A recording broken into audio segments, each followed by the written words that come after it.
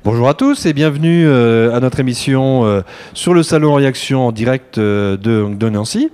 Aujourd'hui, donc, une émission consacrée aux études de santé. Et puis ensuite, on aura la visite de Monsieur le Recteur avec l'inauguration du salon pour cette matinée.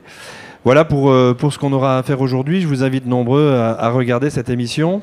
Et en tout cas, je vous remercie d'être avec nous pour la regarder. Alors aujourd'hui, parcours de santé, études de santé, comment on fait un petit peu pour les choisir. Et on a avec nous Monsieur Bourra qui est directeur de PASS. Voilà. Et Thomas Spengler qui est en charge de la partie tutorat, aide pour les élèves qui le choisissent. Alors, PASS hélas, c'est quelque chose qui intéresse beaucoup les élèves de terminale, c'est les études de médecine en particulier, mais effectivement pas que. Mais enfin bon, on a beaucoup de gamins qui effectivement souhaitent devenir médecins, donc ils voudraient savoir comment, ils voudraient savoir comment se retrouver dans cette jungle un petit peu de formation et comment ils peuvent un petit peu choisir. Alors, première question, Monsieur Bourra. Qu'est-ce que c'est que la PASS? Qu'est-ce que c'est que l'AS? Comment on fait? Comment on choisit? Comment ça marche? Alors, je ne sais pas si on m'entend bien, oui. Alors, du coup, le PASS ou les LAS sont deux voies d'accès qui vont permettre de rentrer dans les études de santé. Donc, il n'y a pas que médecine, mais c'est vrai que c'est la voie qui va être, entre guillemets, le plus choisie. Mais il y a d'autres filières de santé, comme maïeutique, odontologie, pharmacie, kiné et ergothérapie à l'Université de Lorraine. Donc, c'est 6 filières de santé qui sont proposées lorsqu'on rentre en PASS ou en LAS. Et donc, c'est deux voies qui sont un petit peu différentes. Qui amène à rentrer dans les deuxièmes années d'études de santé. Alors déjà peut-être l'acronyme PASS. Le PASS, c'est le parcours d'accès spécifique santé. C'est l'ancienne mouture de ce qu'on connaissait de la première année commune des études de santé, la PASSES, qui a été bien sûr revue avec quelques améliorations, on va dire, de ce parcours, de cette première année. Et les LAS sont des licences accès santé, donc c'est une licence disciplinaire classique dans lequel on suit une mineure santé et qui peuvent permettre donc de rentrer dans les études de santé. Donc toutes les deux permettent effectivement de continuer dans les études de santé. C'est ça, c'est deux voies possibles et tout dépend de l'envie du lycéen de poursuivre dans les études de santé et de son choix d'orientation en fait. Donc la différence c'est quoi? PASS c'est plus orienté on va dire et là c'est un peu moins ou Disons que si le lycéen a déjà une bonne idée de ce qu'il veut faire dans les études de santé et qu'il a un bon niveau scolaire, je lui conseillerais d'aller en PASS. Par contre, si le lycéen est encore un petit peu indécis sur son orientation et qu'il a envie de voir un petit peu comment se passe l'université avec une discipline qui l'intéresse et qu'il est également intéressé par les études de santé, je lui conseillerais d'aller en LAS du coup. En LAS, donc, c'est une licence, on va dire, un peu moins orientée, mais qui permet de continuer sur un parcours disciplinaire, à la limite, dans ce qui est choisi, et puis aussi dans la médecine quand même, enfin, ou dans les études de santé, je veux dire. Mais est-ce que PASS permet de faire la même chose? C'est-à-dire, en fin de première année, on peut aussi choisir ou pas? Alors, le PASS, pour faire simple, entre guillemets, contient également ce qu'on appelle une mineure disciplinaire, qui est une mineure hors santé, qui va permettre, en cas notamment d'échec, de poursuivre en licence avec cette orientation obtenue pendant l'année du PASS. Donc c'est une mineure qu'on choisit à l'entrée de l'étude de la première année du PASS et qui permettrait de poursuivre en cas d'échec. Alors en sachant qu'on a possibilité de faire 2 tentatives pour présenter les études de santé, donc le PASS, et ensuite une deuxième tentative possible en accès santé, en LAS, pour une poursuite d'études. Donc sur 2 ans, on peut faire les 2 tentatives, quoi. C'est ça, généralement les étudiants soit font une LAS 1, soit donc une première année de licence accès santé, soit le PASS. S'ils échouent, ils continuent en LAS 2 éventuellement et ils peuvent refaire leur deuxième tentative en LAS 2. D'accord. Et par rapport aux élèves, donc comme vous l'avez dit tout à l'heure, on rappelle, s'ils ont déjà l'idée du métier dans la santé, etc., par rapport à ce que vous avez évoqué tout à l'heure sur le panel de métiers susceptibles d'être disponibles, c'est mieux le PASS, à condition d'avoir la possibilité de le faire. Et puis sinon, si on réfléchit, effectivement, oui, on peut faire des études de santé, mais peut-être autre chose. C'est là le LAS qui est plus intéressant, la LAS qui est plus intéressante. C'est ça, c'est voilà, deux philosophies un petit peu différentes, mais même si on essaie de rapprocher à l'Université de Lorraine la première année, pour qu'il y ait moins d'écart entre guillemets entre ces deux parcours, qui peuvent un petit peu entre guillemets perturber les futurs étudiants. Donc on projette pour l'année prochaine de mettre un peu plus de poids dans l'accès santé pour la première année de LAS. Donc la LAS 1, on va mettre un poids plus important du côté de la mineure santé. ce qui va permettre aux étudiants qui réussiraient à rentrer en deuxième année d'études de santé d'avoir moins d'écart de connaissances, entre guillemets, ce qui est également qui peut être une limite pour choisir les LAS. Donc, en deuxième année, vous avez combien d'étudiants qui sont originaires de PASS et de combien de LAS en pourcentage, en gros, quoi? Alors pour l'instant, ça reste assez faible du côté de l'Université de Lorraine pour les licences accès santé, parce qu'on a peu d'étudiants qui choisissent cette orientation-là, pour des problèmes de communication, des problèmes également d'organisation de la licence accès santé pour l'instant, mais l'objectif à terme, c'est d'avoir 50% d'étudiants qui viennent de PASS, 50% qui viennent de licence accès santé. Donc c'est des choses qu'il faut mettre en place. On est pour l'instant plutôt autour de 25% d'étudiants de licence accès santé. Donc ça reste un petit peu faible encore, mais on y travaille pour que le chiffre augmente. C'est vrai que c'est un peu compliqué pour les élèves de terminale de se retrouver, de voir qu'est-ce qui est le plus pertinent à choisir. En plus, bon alors. En général, quand même, ils sont assez orientés vers le métier qu'ils veulent faire, ça va. Mais après, c'est vrai qu'ils s'interrogent sur comment faire pour faire le meilleur choix dans Parcoursup, parce que c'est un petit peu l'objet. Même si pour eux, c'est quand même plus simple que tout le reste des formations, parce que quand on regarde bien les formations, il y en a quand même beaucoup, tandis que là, bon, il y a peut-être une petite complexité, mais ça va quand même. C'est sûr que une fois qu'on a une idée de ce qu'on veut faire dans les études de santé, c'est plus facile de s'orienter. Moi, ce que je peux conseiller aux lycéens, c'est de choisir dans tous les cas le PASS et une LAS ou plusieurs LAS, de ne pas faire qu'un choix unique de PASS, parce qu'on peut retrouver des étudiants qui ne seront pas pris en PASS. On a une capacité d'accueil qui a été diminuée pour permettre d'avoir entre guillemets un équilibre entre les deux parcours. Et donc, voilà, les moins de places qui vont arriver, on a 800 places en PASS pour l'année prochaine. Et donc, il faut faire sur Parcoursup, choisir ces deux orientations, ces deux voies possibles. Oui, alors ça, c'est un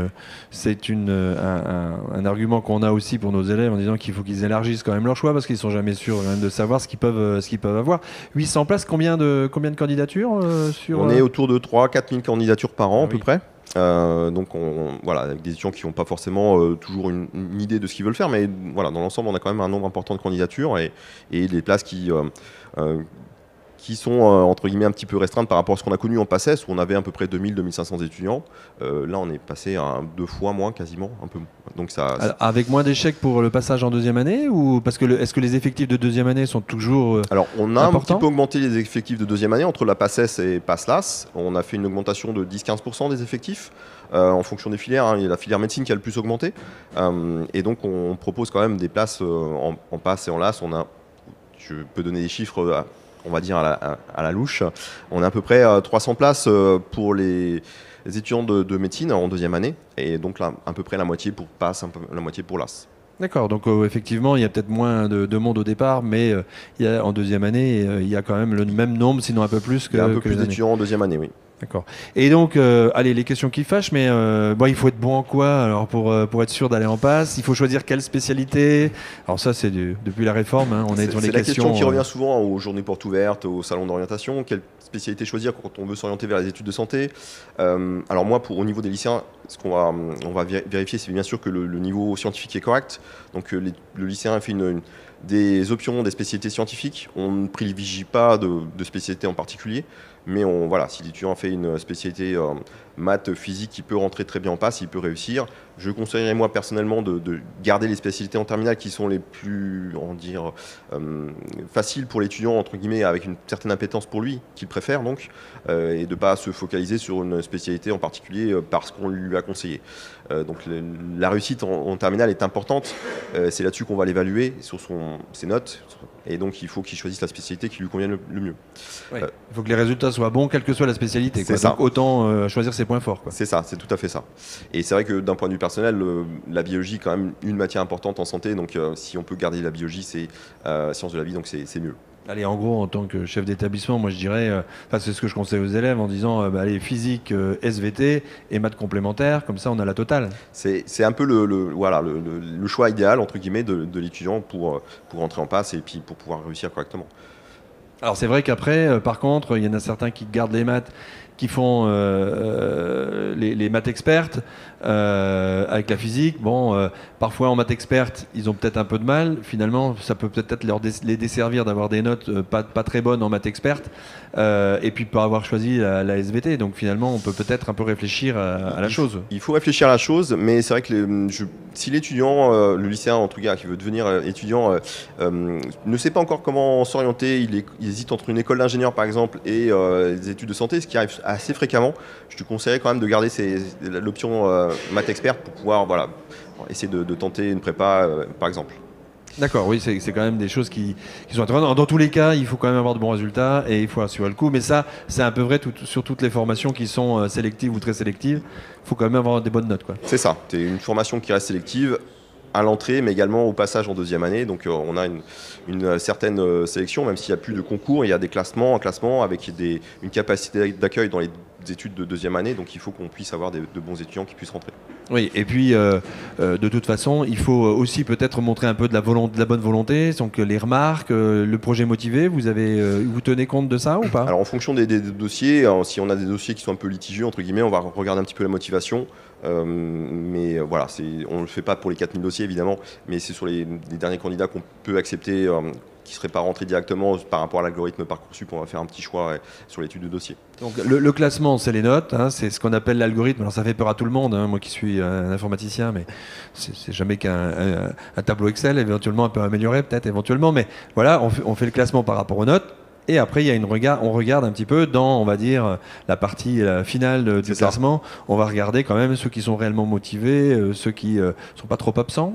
Les absents, c'est quand même quelque chose. On évalue tout le dossier, la réussite, le parcours, donc au lycée, et pour voir un petit peu ce qui s'est passé. On a aussi des cas un peu particuliers de sportifs de haut niveau.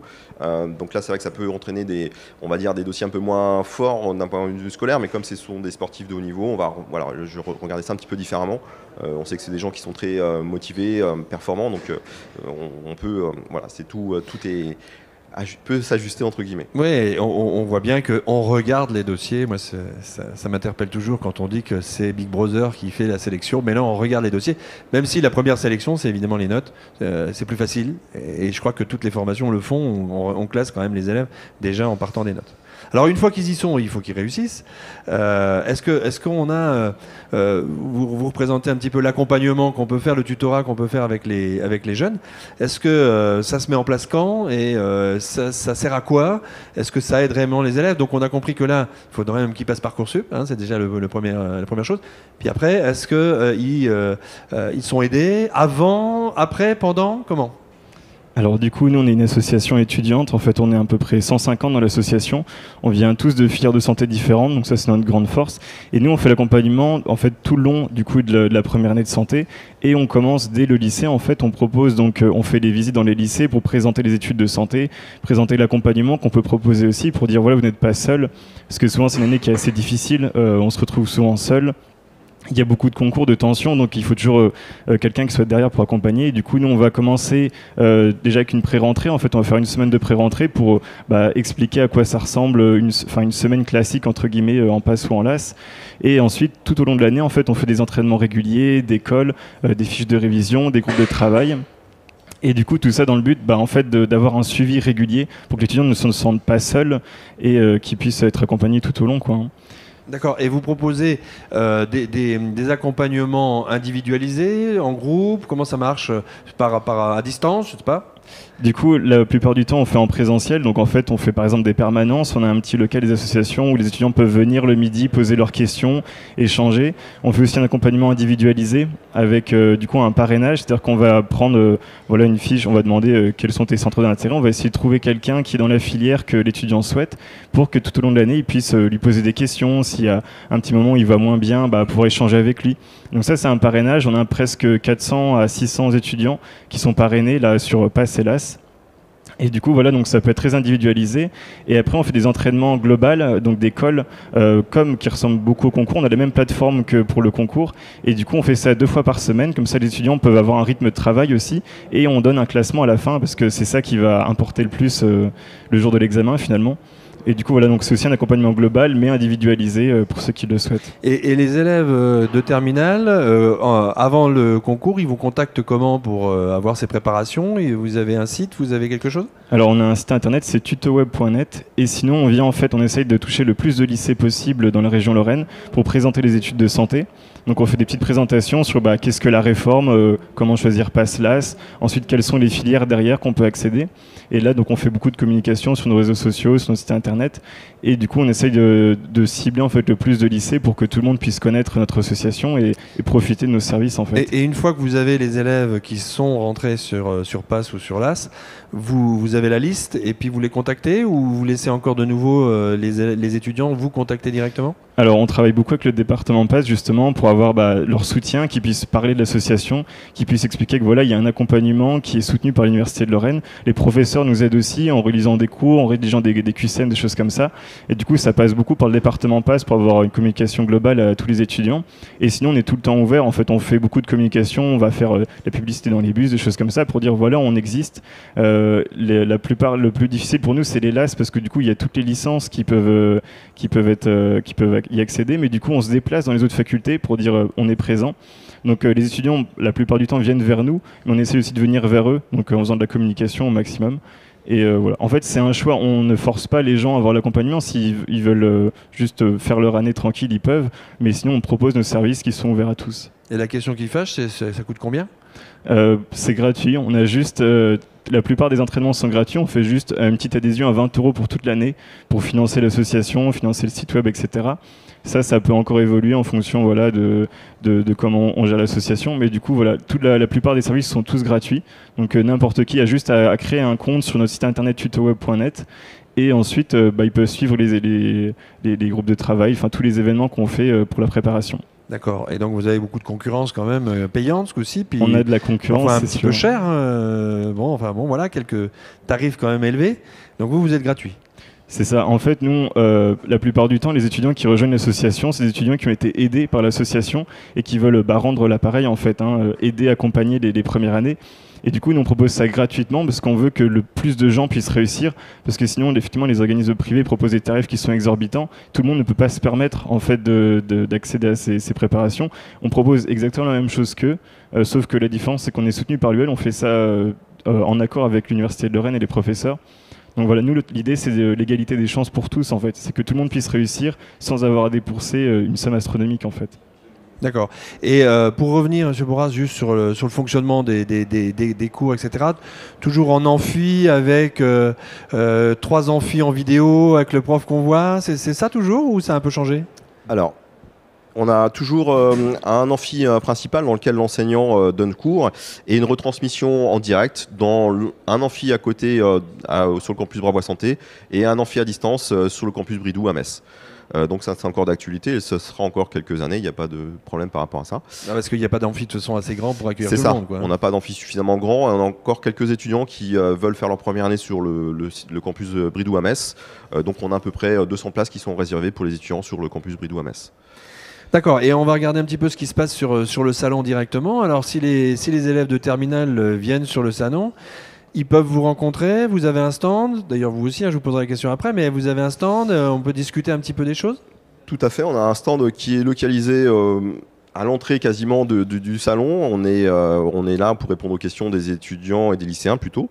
Et on est juste à côté du tutorat Santé Lorraine pour montrer un petit peu notre partenariat qui est très fort et avec qui on collabore fortement pour accompagner nos étudiants de première année. C'est vrai que ça reste une première année qui reste sélective, un peu stressante pour nos étudiants et du coup on veut mettre un maximum de chances de leur côté et avec ce partenariat avec le tutorat. Donc là vous devez voir du monde là quand même entre les 3 jours là.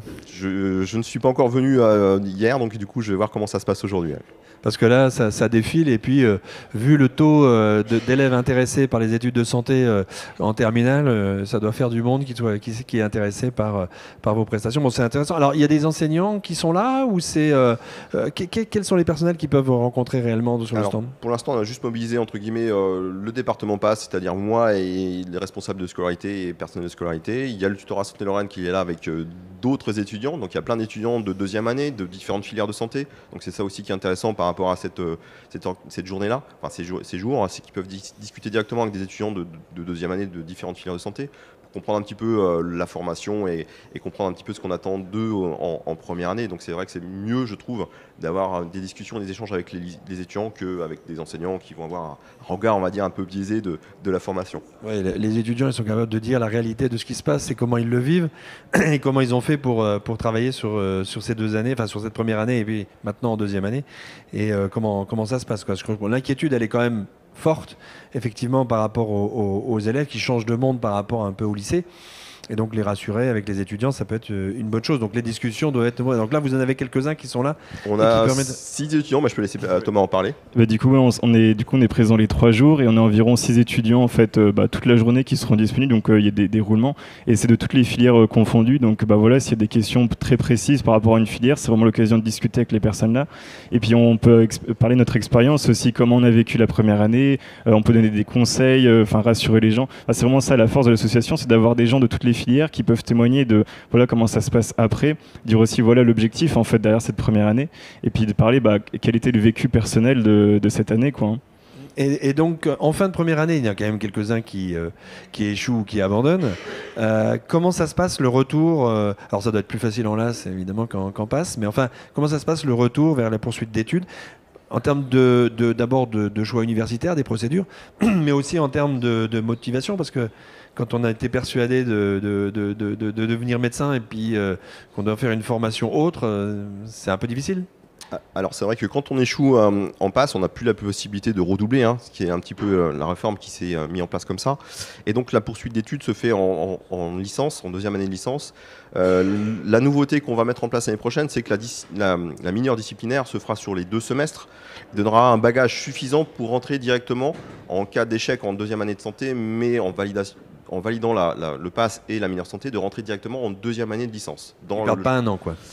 On ne perd pas un an, on rentre directement dans la licence et là on peut faire le choix de rester dans cette licence ou de retenter l'accès santé par une LAS. Mais il doit y avoir des métiers qui sont dans le cadre de la santé, mais qui ne sont pas des métiers de la santé proprement dit, mais où on travaille dans un hôpital, où on travaille avec les médecins. Il y a plein d'autres choses qui existent. Oui, bien sûr, il y a plein d'autres métiers. Je pense aux physiciens et aux physiciens médicaux notamment. Donc, si on fait l'option de choisir la physique en PASS et de continuer en licence de physique, on peut également tenter des études dans l'orientation des physiciens médicaux, qui sont des personnels importants au sein d'un CHU ou d'un hôpital. Et il y a plein d'autres métiers également qui peuvent exister. Oui, donc on peut rester dans le secteur de la santé sans vraiment travailler comme avec un métier de la santé, mais on est proche et on reste quand même dans l'idée qu'on s'est fait au départ, donc ce qui peut être intéressant pour tous. Je reviens juste un instant sur Parcoursup. Il y a une stratégie particulière. Je ne sais pas si vous avez été accepté, donc peut-être que Thomas, vous pouvez nous dire ce qui, selon vous, a fait que vous avez été pris. Bon, après c'est un peu biaisé, ça dépend des résultats de chacun. Évidemment, j'avais des bons résultats, donc ça a beaucoup aidé. J'avais pas du tout j'avais pas pris d'SVT pour le coup, j'avais pris uniquement physique, chimie et maths expert, parce que justement j'hésitais encore beaucoup entre l'ingénierie et voir le parcours accès santé. Et ce qui m'avait intéressé, c'était le côté relationnel. Ça n'a pas été trop difficile la première année sans la SVT en terminale, c'est bon ça? Vous l'aviez fait en première quand même? J'en avais fait en première, ouais. Donc effectivement on avait quand même un petit bagage. Après c'est vrai que par exemple l'intérêt de faire des maths, c'est d'avoir, quand il y a des questions, voilà, il y a une UE qui est tournée vers les statistiques, les mathématiques, avoir un petit bagage mathématique un peu plus poussé, ça peut aider à comprendre plus facilement. Et la SVT, c'est beaucoup de par cœur souvent. Donc au final, si on n'a pas de bagage SVT avant, c'est pas non plus très grave en soi, parce que c'est une année où, surtout en PASS, on a vraiment le rythme de concours, de beaucoup travailler. Donc à force de travail, on apprend. Et c'est assez différent du lycée. C'est pas du tout les mêmes cours, c'est pas la même façon, c'est pas présenté de la même manière. Donc c'est assez différent à travailler. On va plus travailler, apprendre par cœur chaque cours un par un. Ça va être plus relire un maximum pour essayer d'engranger un maximum d'informations. Donc c'est totalement différent. Ça dépend vraiment des personnes. En fait, effectivement, nous, ce qu'on conseille, c'est de choisir en fait les spécialités qui sont les plus simples en fait pour les étudiants, pour pouvoir ensuite avoir des très bonnes notes et pouvoir passer plus facilement sur Parcoursup en fait. Et vous confirmez qu'il y a beaucoup de travail donc en première année Ah oui, il y a beaucoup de travail, PASS et LAS confondu, parce que voilà, il y a l'idée de concours derrière, il faut avoir sa place, donc on est toujours dans un espèce de rush, on se dit ok, si moi je travaille pas ce soir, quelqu'un d'autre va travailler, donc on a tout le temps envie de travailler, de se donner à fond, et après c'est vrai que la motivation c'est se dire voilà, je veux faire un métier, rencontrer du monde, soigner les gens, enfin c'est vraiment ça en fait, il faut trouver une motivation derrière. Mais c'est vrai que c'est beaucoup de travail personnel aussi. C'est ça qu'il faut se dire, c'est pas par exemple en prenant un organisme privé, en prenant nous. Enfin nous on accompagne juste, on est une aide, mais c'est pas grâce à ça qu'on va réussir en fait. C'est vraiment le travail personnel, se forcer à travailler, se donner la motivation, les ressources qui vont faire qu'on va réussir ou non en fait. Et les bonnes méthodes en terminale, ça peut servir après quand même ? Effectivement, si on a déjà une rigueur en terminale et qu'on garde cette rigueur après pendant la première année, ça sera déjà une aide, et arriver à être autonome aussi dans son travail, c'est très important. S'organiser de son côté, c'est super important. Alors c'est vrai que donc le niveau est élevé, la demande est forte, les exigences sont importantes. C'est vrai qu'en terminale, parfois, on a des gamins qui se laissent vivre un petit peu en disant, alors ça peut passer aussi parce que tout d'un coup, en première année, ils mettent un coup de boost et puis ça va mieux. Bon, simplement, c'est vrai que les méthodes, l'habitude de travail peut être intéressante sur les années où c'est surtout première année, peut-être deuxième année encore, où vraiment là, c'est important. Après, ça va un petit peu mieux, on rentre plus dans l'aspect professionnel du métier. Alors c'est très dépendant des filières. Déjà aussi, pour rassurer aussi la plupart des gens, c'est pas parce qu'on n'est pas très très bon au lycée, on va dire qu'on ne peut pas du tout réussir. Il y a des gens qui peuvent être excellents au lycée et qui ne réussissent pas du tout la première année, parce qu'au lycée ils peuvent être très bons, avoir des facilités et finalement ne pas trop travailler. Alors qu'une fois qu'on arrive en première année, c'est que du travail personnel. Et après donc les années supérieures, c'est très dépendant des filières en fait. Si on va sur par exemple le maïeutique en sage-femme, les gens rentrent directement en stage, ils ont beaucoup de stages à l'hôpital, ils rencontrent vraiment la profession. En odontologie aussi, c'est pareil, en dentaire, ils font beaucoup de TP, ils apprennent directement avec sur la dent, ils font des dessins, des plâtres, etc. Par exemple, en médecine, on va être beaucoup plus théorique encore. Il y a 2 ans après la première année qui vont être très théoriques. Donc c'est très dépendant des filières. En fait, des filières, on va directement être professionnalisé, faire beaucoup de stages. Et médecine, c'est souvent un peu la bête noire. En fait, on a un peu moins de travail, certes en deuxième, troisième année, mais on fait beaucoup moins de pratiques. Et c'est vrai que ça peut être un peu long. C'est pour ça que les autres filières, avec un peu moins d'études, entre guillemets, tout est relatif, mais on rentre directement en fait dans le métier, dans la pratique, et ça, c'est intéressant aussi. Bon, maintenant, quand on regarde les prépas, c'est pareil, hein, c'est 2 années difficiles, très théoriques, sans entrer directement. Je parle de prépa, de classe prépa, hein, là, donc sans rentrer directement dans la pratique, ni dans l'idée de ce qu'on va faire comme métier. Moi, ça m'interpelle toujours de constater que les gamins, ils veulent faire une prépa, mais ils savent pas ce qu'ils veulent faire après de toute façon. Donc après, ils choisissent leur école en fonction du niveau qu'ils peuvent avoir. C'est un système qui est un peu particulier, mais qui est un petit peu différent peut-être que celui du PASS, où là, on a des gens qui sont peut-être motivés dès le départ par rapport au métier. Alors ça demande beaucoup de motivation, et ces étudiants qui, quand ils réussissent, sont généralement motivés, mais on a quand même ce petit effet de relâchement après la première année quand elle est réussie, et donc du coup on a quelques étudiants qui restent un petit peu sur le carreau, hein, qui redoublent, hein. Il y a toujours des redoublements possibles en deuxième année, et on est limité également en nombre de redoublements en premier cycle des études de santé. Donc faut pas non plus, on peut pas mettre 5 ans pour faire son premier cycle de santé, donc il faut quand même rester régulier dans son travail et ne pas lâcher les bras, garder cette motivation. Alors si on se projette un petit peu justement, donc les études pour faire médecine, pour faire une spécialisation, c'est combien d'années? C'est à quel moment qu'on choisit? Ou dentaire? Visiblement, si j'ai bien compris, c'est déjà la 2e année où on choisit dentaire ou Alors, on va faire le choix de l'orientation dans les filières de santé à partir pour l'instant, du premier semestre de PASS et de LAS. Et on peut candidater sur plusieurs filières de santé en même temps, hein. Et donc, en fonction des classements qu'on va avoir, on peut choisir plusieurs filières, médecine, pharmacie par exemple. Et une fois qu'on a nos résultats de fin d'année, on peut s'orienter dans la filière de choix. Et on a des étudiants qui sont pris dans plusieurs filières, hein, médecine, pharmacie, et qui choisissent une des filières. Voilà. Donc dès le premier semestre déjà, ils choisissent une spécialité, une orientation un petit peu à la fin du premier semestre, démarrage du deuxième, on va leur demander de faire un choix de filière. Oui. Donc, parce qu'ils ont, ils ont une présentation des métiers au cours du premier semestre, donc c'est vrai que c'est des métiers qu'ils ne connaissent pas forcément, tous en tout cas, et je pense notamment à la pharmacie. Je suis enseignant à la faculté de pharmacie, donc c'est des métiers qui ne sont pas forcément bien visibles et que les étudiants ne choisissent pas forcément d'emblée, mais ça reste des métiers intéressants. Donc voilà, on leur fait une présentation des métiers au premier semestre et après ils s'orientent en fonction de ces... Donc soit vous avez des jeunes qui sont excellents et qui choisissent un peu tout ce qu'ils veulent, ils ont la possibilité de choisir, soit ensuite on fait en fonction un petit peu du nombre de places.